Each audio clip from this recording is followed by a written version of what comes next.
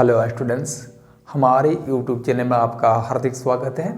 तो चलिए आज हम पढ़ते हैं क्लास 10th में साइंस के अंतर्गत अम्ल क्षारक एवं लवण पाठ का एक महत्वपूर्ण क्वेश्चन। वो क्वेश्चन हाइड्रोजन आयन की सांद्रता से रिलेटेड है और ये क्वेश्चन का सारांश कुछ इस तरह का है। H+ यानी हाइड्रोजन आयन, जिसको हम लोग कभी कभी हाइड्रोनियम आयन भी कहते हैं, उसकी सांद्रता का किसी विलयन की प्रकृति पर क्या प्रभाव या असर पड़ता है, आज इसी बात को यहाँ पर समझना है।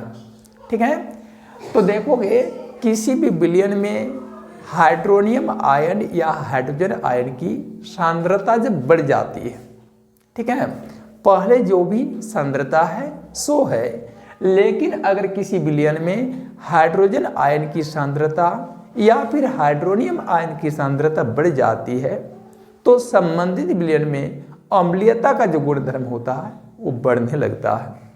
तो किसी भी विलयन में हाइड्रोजन आयन की सांद्रता में जिस अनुपात की वृद्धि होने लगती है, ठीक उसी अनुपात में संबंधित विलयन की अम्लीयता बढ़ने लगती है।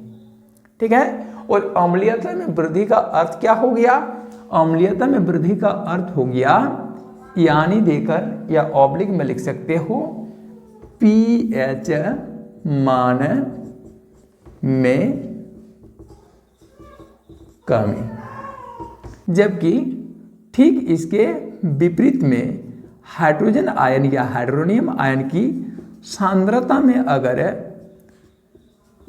कमी आ जाती है तो उस स्थिति में क्या होगा? हाइड्रोजन आयन की सांद्रता में कमी का अर्थ हो गया उसमें अम्लीयता की कमी, और अम्लीयता की कमी का अर्थ हो गया pH मान में वृद्धि। ठीक है, यानी किसी भी विलयन में हाइड्रोजन आयन की सांद्रता में अगर कमी आती है तो उसमें अम्लीयता का मान पहले की अपेक्षा धीरे धीरे कम होने लगेगा, और अम्लीयता का मान जैसे जैसे कम होगा pH मान पहले की अपेक्षा बढ़ने लगेगा।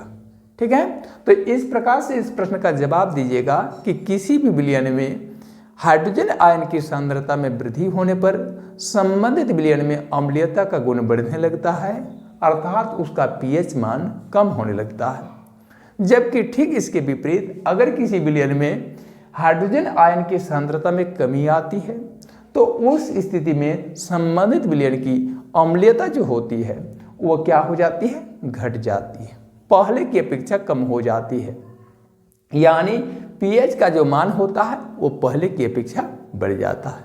ठीक है।